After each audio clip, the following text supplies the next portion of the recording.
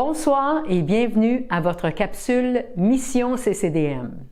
Ce mois-ci, notre capsule sera bien spéciale. Nous débuterons avec Joanne et Claude. En effet, Claude, ce mois-ci, nous consacrons entièrement notre capsule à un couple missionnaire que nous affectionnons ici. Je parle de Michel et Louise Charbonneau.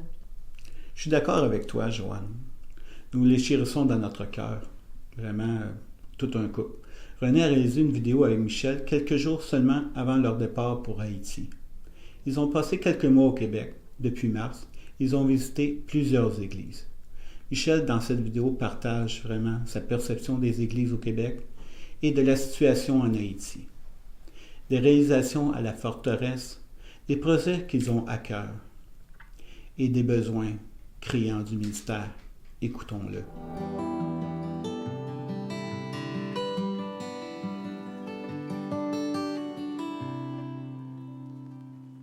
Oui, bonjour tout le monde, bonjour. Et c'est une joie et un privilège d'être avec vous aujourd'hui. Et vraiment, on devait être avec vous en personne. Et le 1er octobre, on a pris l'avion pour retourner à la maison à Port-au-Prince. Il y a un petit dicton là-bas qui nous dit « la caille, c'est la caille ». La maison, c'est la maison. C'est là que nous sommes à la maison, c'est là que nous sommes bien. Donc, on est actuellement à Port-au-Prince depuis quelques jours et on devait être avec vous en personne. Malheureusement, le temps n'a pas permis.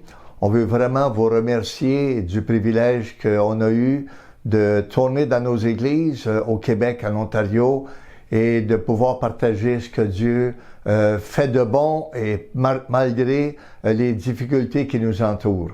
Donc, on a vu 6 mois, on a quitté Port-au-Prince le 24 mars en hélicoptère. Les routes de la ville étaient fermées, on était enclavés et les gangs contrôlaient et contrôlent toujours les routes qui sortent de la ville. Donc, on a essayé le 22 de prendre l'hélicoptère. Au point de vue de sécurité, ça n'a pas marché et la population a trouvé l'hélicoptère qui nous attendait. Donc, il y était 100 personnes à vouloir monter dans l'hélicoptère pour quitter le pays. Et donc, ils ont fait descendre tout le monde, ils sont en allés. Et 2 jours après, ils ont trouvé un terrain plus propice où ils sont venus nous chercher à la maison. Et vite, on est sauté dans l'hélicoptère, une petite boîte, 6 places. Et on est parti dans les airs pour rentrer à la maison. Donc, on remercie le Seigneur du privilège qu'on a eu d'être avec nous pendant ces presque 6 mois. Et on a pu visiter de Sept-Îles à Toronto. Et on a vu le Québec en train, en avion, en autobus, en automobile. Et on bénit le Seigneur de ce qu'on a pu entendre. Une chose qui nous a beaucoup bénis, c'est les différents temps de louange où chaque église a son style et on a vu des choses un peu à l'ancienne, des choses à la nouvelle et ça nous a donné un bon panorama du Québec et de ce qu'est le Québec actuellement. Ce qui nous a beaucoup surpris, c'est de voir comment l'Afrique est rentrée dans l'Église, c'est super, et comment les pays des Antilles sont aussi rentrés dans l'Église. Donc, c'est coloré beaucoup plus que la dernière fois qu'on était venu au Québec. Et ça a été intéressant de voir comment Dieu travaille et comment Dieu amène une Église multiculturelle parmi nous. Donc, on bénit le Seigneur de l'opportunité qu'on a eue d'apporter la parole, de partager les choses que Dieu fait en Haïti. Et là où nous sommes, pour ceux qu'on n'a pas pu visiter, on était un peu tristes, mais Dieu fait de bonnes choses. On a débuté une école du dimanche pour les gens de l'Assemblée, les 2 ans à 92 ans. Et on a le dimanche matin à peu près 1000 personnes qui sont rassemblées pour avoir un bon enseignement de la Bible pendant 45 minutes avant d'aller au temps de questions avec les gens et ensuite de passer à la louange et passer à la prédication. Donc, on a une journée vraiment bien remplie le dimanche. On a 2 cultes une avec les petits et les autres avec la jeunesse et les adultes. L'école va super bien. On veut remercier celles d'entre vous qui parrainent, soit par des bureaux de jeunesse ou des classes de jeunesse ou l'Église qui parraine des enfants. On a à peu près 750 jeunes qui sont à l'école actuellement pour l'année 24-25. On a un besoin peut-être de 80 nouveaux parrains pour prendre ces gens-là.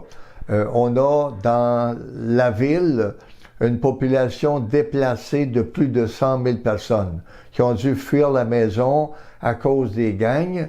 Donc, les gens se sont retrouvés dans notre quartier au milieu de la ville où on entend le soir des coups de feu, mais où nous sommes, c'est comme la sécurité. C'est comme si on avait des speakers qui nous amènent des coups de feu, mais là où nous sommes, vraiment, c'est tranquille et on bénit le Seigneur. Et on peut travailler en toute liberté. Donc, on a nos réunions le dimanche matin, l'église est ouverte, l'école est ouverte. On a eu cette année plus de 1000 écoles qui ont été fermées à cause des gangs, la violence, les gens fuyaient et les écoles sont toujours fermées, mais Dieu merci, notre école est toujours ouverte. Priez, s'il vous plaît, que Dieu nous garde, que Dieu nous protège, que l'école ait de bons fruits. En 9e année, on a un examen d'État qui est là pour donner à l'État une perception de qui on est comme école. Et ceux qui réussissent ont le droit d'aller au secondaire, de la 10e à la 13e année. On vient d'avoir les résultats la semaine dernière et on a eu 100% de réussite. Sur 45 étudiants, 45 ont réussi et vraiment on bénit le Seigneur. C'est pas venu tout seul, c'est avec le travail, avec le personnel qualifié qui fait qu'on arrive là. On attend actuellement les résultats des examens de 13e année où les gens vont avoir le droit d'aller à l'université par la suite. On est toujours entre 90 et 100% de réussite. Donc, on a hâte de voir les résultats qui vont sortir dans les jours qui viennent. Le programme de nutrition, autrefois, on nourrissait à peu près 150 000 repas chauds par année. Le COVID nous a beaucoup frappés dans le sens que pour 3 ans, on a arrêté de nourrir les gens. Donc, on a arrêté de demander de l'argent pour la nourriture. On a arrêté de donner des rapports et les gens ont déplacé leurs fonds qu'ils donnaient à la mission dans d'autres départements. Et actuellement, comme nourriture, notre département de nourriture est très faible. On n'a pas beaucoup pour nourrir les gens. Donc, on est, au lieu d'être avec du riz, du poisson, des pois, des légumes, on est au macaroni. Et c'est pas drôle. On mange du macaroni 1 heure après, c'est passé et l'appétit est revenu. Actuellement, en Haïti, on a plus de 5 millions de personnes qui souffrent de grande nutrition. Donc, selon les Nations Unies. Donc, 5 millions de personnes qui n'ont pas 2 repas par jour. Et donc, les gens ont faim. Beaucoup de nos étudiants mangent un repas aux 2 jours à la maison. Donc, quand on met quelque chose sur la table, c'est pas long, l'assiette est vide, il n'y a pas de perte, on jette rien à la poubelle, tout est mangé, les gens ont faim. Et on va commencer dans les jours qui viennent avec le riz et le poisson. Et on espère, on prie que Dieu pourvoie aux besoins, qu'on va pouvoir donner 2-3 repas par semaine pour compléter les jours creux à la maison. Donc, on va communiquer aux parents pour leur dire, par exemple, mardi, jeudi, on donne à manger. Donc, eux vont aller lundi, mercredi, vendredi à la maison. Donc, on va les aider à bien nourrir les enfants. Et on a du personnel qui est vraiment qualifié. Et on bénit le Seigneur de ce qu'on peut avoir 52 personnes qui travaillent avec nous pour prendre soin des jeunes, des enfants, et on s'attend à de bonnes choses. Des camps, on vient de terminer un camp pour enfants avec 800 enfants, et ça a été une semaine formidable où les enfants sont marqués à vie, je pense, avec l'enseignement, les jeux qu'ils ont fait, la nourriture qu'ils ont reçue, les sports. Et on espère pour Noël faire un camp pour la jeunesse. On a peut-être de 12 ans à 16 ans, on a 300 jeunes à la jeunesse. De 12 à 16, 12, 13, 14, 15, 16, 300. Donc, on a de grands besoins qui sont là avec ces jeunes-là. On veut leur donner un bon enseignement. Donc, s'il vous plaît, priez pour nous. Et priez pour nous. Il n'y a pas d'église trop petite pour prier. Il n'y a pas d'église qui n'ont pas de fonds qui sont pas capables de prier pour nous. Donc, s'il vous plaît, supportez-nous dans la prière. Et on est de retour en Haïti. On va voir comment ça va aller. C'est pas plus sécuritaire que ce l'était, honnêtement. Et on s'en va là-bas et on va voir qu'est-ce qui va se passer. On va voir comment on fait face à la violence. Et on espère revenir, mais si on ne vient pas, on a dit à des jeunes, c'est là que tu creuses s'il m'arrive quelque chose. Donc, on est prêt à mourir là-bas. On est prêt à vivre là-bas et à revenir pour venir porter de bonnes nouvelles de ce que Dieu fait en Haïti. Priez pour les jeunes. Il y a beaucoup de vaudouisme, beaucoup de sorcellerie, beaucoup de négatifs. Et là-bas, on appelle ça fait noir, beaucoup de ténèbres. Donc, s'il vous plaît, priez que la lumière puisse briller dans les ténèbres, que les gens passent de la mort à la vie et que l'on puisse arriver à baptiser beaucoup de jeunes dans l'eau et des moins jeunes et que l'on puisse arriver. Priez pour nos jeunes qui sont policiers. On a des jeunes qui sont inscrits dans la police et qui sont à servir actuellement contre les gangs. On a un commissaire dans notre église, on ne publie pas son nom. Il est un des 6 commissaires qui est à lutter contre les gangs. Et souvent, aux 2 semaines, le vendredi soir, je vais téléphoner, puis là, je donne son nom, puis je dis « Salut, comment ça va avec ta gang? » Et la gang des policiers. Et là, ils sont dans un véhicule à plusieurs sièges, et là, tout le monde crie « Ça va bien, ça va bien ». Et là, je parle avec eux, je leur apporte un mot de témoignage et remercie pour le bon travail qu'ils font. Et je termine en disant « Est-ce qu'on peut prier avec vous? » Et tout le monde, païen, chrétiens, disent « Oui, prie ». Et je prie avec eux que Dieu les garde, les protège, que Dieu protège leur famille. L'année passée, on a perdu 121 policiers qui ont été assassinés dans le pays. Donc, leur vie est à risque et eux ont besoin de beaucoup de prières, que Dieu puisse les garder et les protéger. Donc, c'est un peu en gros là où on est. On a hâte de vous donner des nouvelles fraîches de ce qui se passe là-bas. On sait qu'il y a un bon travail qui est fait actuellement avec le contingent qui est venu de d'autres pays. Et c'est pas... Les gangs, c'est 12 000 jeunes. 12 000 jeunes avec des armes automatiques. Donc, c'est sûr que c'est pas le combat d'un jour. C'est des semaines, des mois et peut-être des années avant d'éradiquer les gangs. Donc, priez et soyez patients avec nous, que Dieu puisse vraiment nettoyer le pays et de ramener la démocratie au point où on l'avait et encore mieux. Donc, que Dieu vous bénisse, que Dieu puisse vous garder, vous protéger, que Dieu puisse vous faire grandir numériquement et spirituellement et que Dieu pourvoie une relève parce que j'ai vu beaucoup de cheveux blancs dans les églises et peu de pasteurs qui sont jeunes.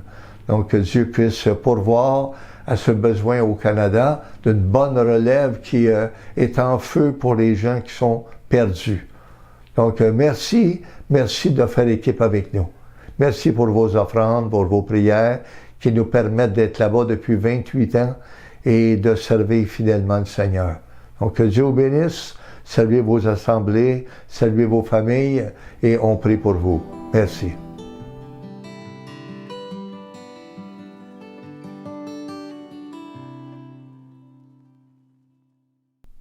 Claude, je ne pensais pas que la situation en Haïti était aussi difficile. 5 millions d'Haïtiens qui souffrent de malnutrition. Et quand on a essayé de les faire sortir d'Haïti, plusieurs Haïtiens se ruaient vers l'hélicoptère dans l'espoir de fuir le pays. C'est dramatique. C'est révélateur de la souffrance qui sévit actuellement en Haïti. Tu sais, Claude, j'ai eu l'opportunité de souper avec Louise et Michel avant leur départ pour Haïti. Et j'ai compris l'importance de soutenir le programme de nutrition à la forteresse. Michel et Louise partageaient leur cœur. Les élèves mangent un repas par 2 jours à la maison. Ils arrivent à l'école affamés. Ah oui, depuis lors de la COVID, alors que certains programmes avaient été interrompus, plusieurs donateurs ont donné à ce programme, mais ont décidé de donner ailleurs. Maintenant, le soutien envers le programme de nutrition à la forteresse demeure insuffisant. De ce fait, les élèves reçoivent actuellement un plat de macaroni au lieu d'avoir du riz et des pois comme avant, ce qui les laisse sur leur faim. Michel et Louise souhaitent que les dons augmentent envers le programme de nutrition afin que le ministère puisse fournir au moins un repas nutritif 3 fois par semaine aux 750 élèves afin de compléter les jours creux de la maison. Si nous nous y mettons, rien n'est impossible. Avant la COVID, le ministère offrait 150 000 repas par année. De plus, au moins 80 élèves de la communauté attendent d'être parrainés, afin de bénéficier de l'école et des programmes de la forteresse. Les besoins sont immenses. Michel a partagé plusieurs requêtes de prière. Pour eux, nos prières sont essentielles et indispensables. Prions pour le ministère et pour leur protection. Lors du souper, Michel m'a dit que nuit, au plus fort des activités criminelles des gangs, il a entendu et compté 1000 coups de feu. Prions pour eux assidûment. Oui, prions pour leur protection, ainsi que pour le personnel et les élèves. Les finances nécessaires aux divers programmes, des fruits dans la vie des élèves, les policiers, le retour à l'ordre social et un retour vers la démocratie, ainsi que pour les autres missionnaires que nous soutenons. Merci Seigneur, vraiment, tu vois toutes ces requêtes en Haïti, tu vois ce chaos, Seigneur, que tu puisses mettre ta protection sur le missionnaire et vraiment sur ceux qui travaillent avec lui, Seigneur. Tu vois la dévastation, Seigneur, que tu puisses vraiment amener un équilibre social, Seigneur, vraiment une paix, Seigneur, que ça puisse revenir comme auparavant, Seigneur, et encore mieux, Seigneur. Et nous prions aussi pour tous les missionnaires que nous soutenons dans cette Église, Seigneur. Merci vraiment pour la générosité des gens de notre Église qui soutiennent ces ministères. Amen. Amen. Merci de faire équipe avec Dieu et avec nous.